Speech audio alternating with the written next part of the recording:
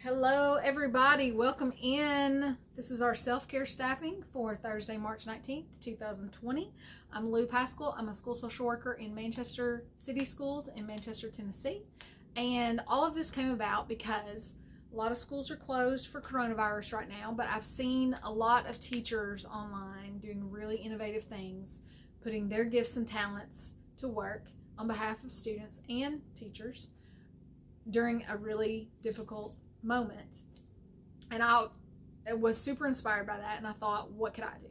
And self-care is a big concept in the world, has been for several years, but it's been a really big concept in social work for a long time too. And so I've been on a self-care journey for several years, and shout out to my coworker Stephanie Bennett from Rutherford County Schools. She was my self-care sidekick when we started this, and we learned a lot of this together. She discovered some of the things that I'm going to tell you about. So that's what I wanted to share with you. So yesterday I was on Facebook Live, thought it went pretty well, but when I went to download my video later, I couldn't figure out how to do it, and I did Google it. I did my own research, couldn't figure it out. So I thought I'd try YouTube today. It's not live, but we'll see what happens. I think you do have the capability to do it live, and if this turns out to be the way I want to do it, then I'll send you guys the link, and you can give me some feedback before and during. But if you know how to download a Facebook Live video, put that down there in the comments when I post this, and I will be forever in your debt. So today's going to be kind of a catch-all. I wanted to go back to some things from yesterday since I'm doing a little bit of a different format today. Manchester City Schools, that's where I work, but they do not endorse any of the things I'm going to suggest to you. I don't endorse, there are people who've said things that have been really helpful to me in my life who may have done awful things or said awful things in other parts of their lives. I don't endorse everything that those people say or do. I'm just telling you, in a moment they said something that was helpful, think it might be helpful to you, I'm passing it on to you. Okay, so I'm a social worker. Sometimes we get a lot into feelings. Sometimes that's a little woo-woo for people. And I'll tell you, like a preacher said several years ago, eat the meat and spit out the bones. Take what you like, leave the rest. It's okay. If we can just give you one or two things that will help you, that is fantastic. Help you to be a little bit happier, help you to take care of yourself, help you to downregulate yourself and calm yourself. That's what the goal is, okay? So you don't have to like every single thing I'm saying. It is all right. Okay, I don't have any sponsors. None of this is an ad. Nobody's paying me to say any of this stuff. Just things I like, and I'm passing them on to you, okay? This is not medical, legal, accounting, or any of those types of professional advice. This is just school, social work, professional guidance. If you need to see someone about any of that other stuff, find you a professional, okay? When I started thinking about this, I had school people in mind, so teachers, families, students. But if you think this would benefit someone, feel free to share it with people all over the world. That would be wonderful. Everything has happened so fast. I'm a perfectionist. I normally would obsess and overthink this for 5 or 6 years before I did it, but I'm going to miss the moment if I do that, so I'm not doing that. But my friend Kristen says done is better than perfect, and that's our motto going forward about this, is done is better than perfect. So, some things I want to revisit from yesterday. I shared some of my beliefs about self-care, and one of them is that it's individualized. Self-care is individualized. I think it should be individualized. So, one of the things that I find really helpful in order to individualize your self-care are personality inventories. I don't say test. We can talk about an assessment or an inventory. It's not a test. You can't give a wrong answer about what your personality is, okay? So some of the ones that I've done, Myers-Briggs type indicator, that one you pay for, and to get the real deal Myers-Briggs. There are some Myers-Briggs-ish type things on the internet, and you can do those too if you would like, but just know to get the official word, you need to take the official Myers-Briggs type indicator. So if someone gives you 4 letters to say what their personality is, that's Myers-Briggs. So mine are ISFJ. introvert, sensing, feeling, judging. Okay. And we talked a little bit about that yesterday with introverts and extroverts. And we talked about how it's not necessarily about shyness. It's really about energy, how you get your energy. Do you get your energy being around people? Do you get your energy more being by yourself and charging up to be around people again? Or if you are an extrovert, you get depleted by being by yourself and you get charged up by being around people.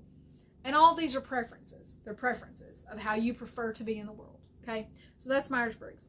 Enneagram is another one. Enneagram, I think people study it for like years. It's very deep. There's a lot of information to know about Enneagram. You can take an Enneagram test on the Enneagram Institute. I think it's $12.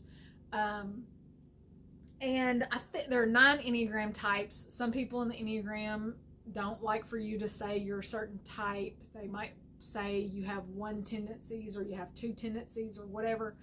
I, for myself, think that I feel comfortable saying I took the Enneagram test, and I think it gives you your top 2. My top 2 were type 1 and type 6. And once you do that, you can sign up for this email. It's a daily email with quotes tailored to your Enneagram types. So it's called Ennea Thought of the Day. So this is the first thing I'm giving you today. Ennea Thought. It's ENNEA Thought for the day. And you put in your top 2 types and they send you a quote every single day of both of those types. And it's cool. So Ennea Thought for the day. And the other one is StrengthsFinder. The other one I've done is StrengthsFinder. There are tons of personality indicators, but these are 3 that I know about. StrengthsFinder, I think if you buy the book, you usually get a code to take the test online. And I think there are 34 strengths. And I think they tell you where you are on all of them. They rank them for you, but they give you like your top 5. So here's my top 5. Deliberative, learner, achiever, context, and discipline. So all this about Facebook Live versus YouTube, that's all learning stuff. I love that. I'm a lifelong learner. I feel like I'm somewhat tech savvy, but I can always learn new things. So that's fun. Okay. Definition of self-care. I talked a little bit about this, and I think I said we are going to have stress and we are going to cope with stress in one way or another, either healthy versus unhealthy, beneficial versus self-defeating. But I don't think I took that as far as I wanted to take it. So my definition of self-care is finding those beneficial ways to cope with your stress, okay? And that can mean a lot of things. When Stephanie and I did, when we were studying self-care, we had an in-service for a long time, and we called it lighting a candle, more than lighting a candle or taking a walk. Now, lighting a candle and taking a walk are wonderful things. Here's my second free thing for you today. Tennessee state parks, I think that they are still tweeting out and sharing that like 56 state parks are still open. So if you are an outdoors person, if you're outdoorsy and that is self-care to you, get thee to a state park and enjoy that. You know, we need to be in groups of less than 10 people, but you can go to a state park and get your nature on and enjoy that, okay? But some people, lighting a candle, taking a walk is not their thing, okay? And self-care is not always a pedicure. It's not always pampering. Sometimes it's that hard thing you don't want to do. Sometimes it's that thing at home that you need to do that you're sort of like blocked against, that project or whatever. Sometimes it's that work project that you've been stalling on and dragging your feet on that would, you know, things would be so much better if you would just do it, okay? So sometimes self-care is the not enjoyable thing that you do because you know it's going to benefit you and move the ball on some of the things that you're trying to do with your life. Sometimes it's not doing things. Sometimes it's stopping things, okay? So here's my self-care check-in with you today. Do you need to talk to someone about either a mental health issue or a medical concern, okay? If you do, there are 2 things. 1, if it's a mental health issue, think about your employee assistance program, especially school people. But if you're a parent and you work for some sort of other company, think about your insurance, your medical insurance, and think about, do you have an employee assistance program? I think this is one of the best kept secrets, and people don't want it to be a well kept secret, but it just doesn't get the airtime, I guess, that would be beneficial to it. So an employee assistance program is through your health insurance, and basically it allows you to get counseling, and usually it's like 6 sessions per topic. So the topic could be a divorce, it could be a death in your family, it could be family stress, it could be work stress, and you can talk with someone for 6 sessions about that issue and try to improve your mental health around that issue. Okay, process those issues and hopefully get to a better place with all that stuff. If it is a block to you because you think that it's going to be reported to your employer, most of the time it's not. Now, your employer may get a number of how many people pursued that year, but most of the time they don't say your name and what you went to see about. But so there is a level of anonymity to that usually, in terms of whether your employer knows about it or not. But check with your insurance. That's another question to ask them when you call about your EAP. And your EAP does a lot of things besides counseling. Sometimes you can get like a legal consult, like a 30-minute legal consult. So there's a lot of things in your EAP that might be helpful to you. So check that out. If it's a physical medical concern, let me go back to the EAP for just a minute. Some of that can be done through telehealth.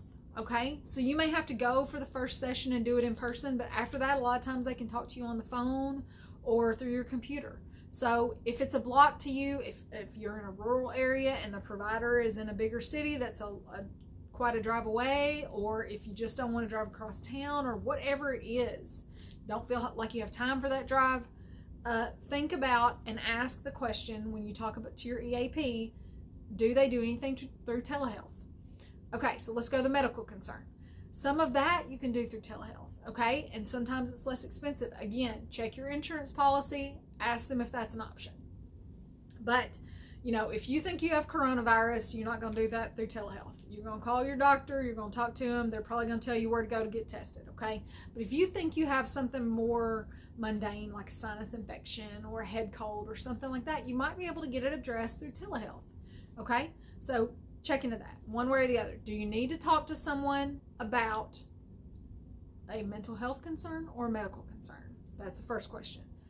And if you do, if you have a block against it, I just encourage you, take that first step.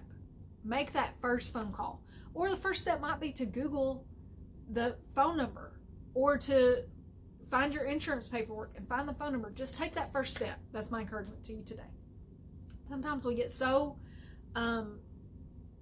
stalled on things that are not that difficult if we'll just take the first step. Okay, so things I'm going to leave with you today.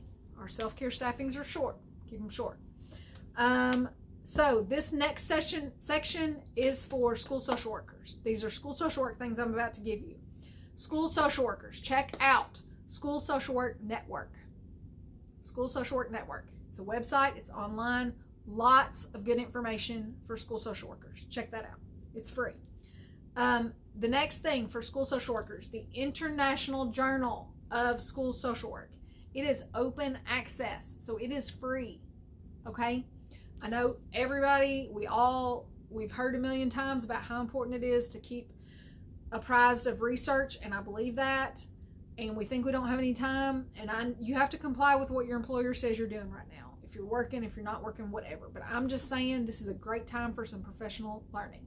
So, open access, International Journal of School Social Work. Look that up on the internet.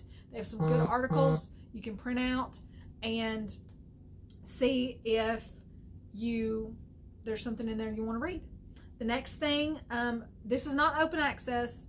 I think if you're a member of NASW, you can get a copy of this for free, but it's just the Social Work Journal. It's just called Social Work. And their whole last issue was all about self-care. So check that out. If you're an NASW member, find your copy of it, read that. If you are part of a university, go to your university library and see if you can get copies of that issue through their journal database. Okay, before everything happened, before all of this with coronavirus changed our lives, it was March. It's still March. It was social work month. So happy social work month to social workers. And the first week of March was School Social Work Week. So happy School Social Work Week to school social workers. So we're still celebrating that. Take a moment to celebrate that for yourself today. Okay. Today, for laughs, I love puns. So I'm going to give you 3 pun cards. I always buy my family members pun cards for any holidays. So I'm going to give you 3 today. So here's a birthday card. Got a lion on the front. On the inside, it says, "You're the king today. No lion." Lion. Get it? Here's the next one. It's got dolphins on the front, making dolphin noises. On the inside, it says, "Please enjoy this all-porpoise card." Get it? Porpoise, dolphins. That's the next one. Here's the last one. Some of y'all are worried about your graduation being canceled. I'm here to celebrate your graduation with you today. You've graduated. On the inside, it says, "So here's your diploma. Congratulations." All right. The quote today. Now, this is for teachers specifically, but also for any school personnel, because you're there with those students every day. So this applies to you too. The teacher is, or at least can be, the first, more or less, full-time professional representative of the life of the mind, who enters into the experience of most children and the feeling the child entertains toward the teacher, his awareness of his community's regard for the teacher, are focal points in the formation of his early rudimentary notions about learning. I'm going to read it to you again because it was long. The teacher is, or at least can be, the first more or less full-time professional representative of the life of the mind, who enters into the experience of most children and the feeling the child entertains toward the teacher, his awareness of his community's regard for the teacher, are focal points in the formation of his early rudimentary, third time, notions about learning. So that is Richard Hofstadter, Hofstadter, Hofstadter. And the book was Anti-Intellectualism in American Life. So I got that quote from that book. So I just want you to be thinking, teachers, school people, that you represent the life of the mind to kids. And if we're trying to foster a lifelong love of learning, they need to see you love learning for your whole life, okay? So how can you demonstrate that? How can you demonstrate how much you love learning? What do you love learning about? Can you talk about that? How can you integrate that so that you can show them an example of an adult who has long been gone from being in school, but is continuing to learn every day? So that's my encouragement to you. And some songs. We're going to take it back. We're going to be retro today. Earth, Wind, and Fire. I'm going to give you 2. One is devotion for you teachers out there. I think it's about teachers. You need devotion. Bless the children. I think that's about teachers. So check that out. And I'll post links in the comments. And then the other one is All About Love. And he's got this long, y'all just got to listen to it. I can't do it. You got to listen to it. He's got this long monologue. It's really, I love it. But one of the things he says is really, I think, the theme for the motto for the self-care staffing, which is, you got to love you. You got to love you. Okay? So that's what I have to say to you people today. I will say to you this, you got to love you. All right? So go and watch All About Love and Devotion and listen to that long monologue. And that's another one of those things he's going to talk about in there, about how Earth, Wind, and Fire like to study world religions and astrology. If you don't get down with that, don't worry about it. Just don't worry about it. But just listen to it. I think it will amuse you. And it's good. So I'm not going to try to quote it because I can't do it. But go watch that. I'll post a link for you in the comments. Okay. So I will see y'all again tomorrow All hearts and minds clear? If so, I'll see you tomorrow. Take good care of yourself. Thanks, guys. Bye.